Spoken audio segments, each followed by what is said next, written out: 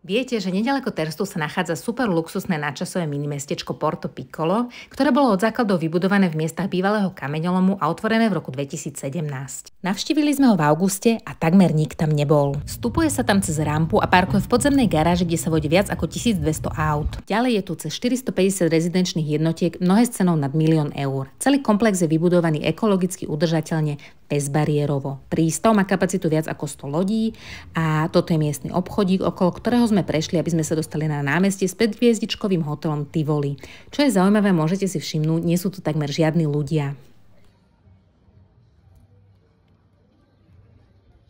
Potom sme sa prešli okolo reštaurácie, aby sme zistili, že teda ani tam nie sú schovaní všetci návštevníci, a tak sme si to namierili k moru. Toto je spa s rozlohou viac ako 4000 m2 a ani tu sme nevideli živej duše. Keďže pláž bola uzamknutá, bohužiaľ sme sa na ňu nedostali. Celkovo sa nám tu páčilo, akurát nás šokovalo, že tu bolo tak málo ľudí. Komplex má údajne finančné problémy, tohto roku menil aj prevádzkovateľa, tak uvidíme, čo s ním bude.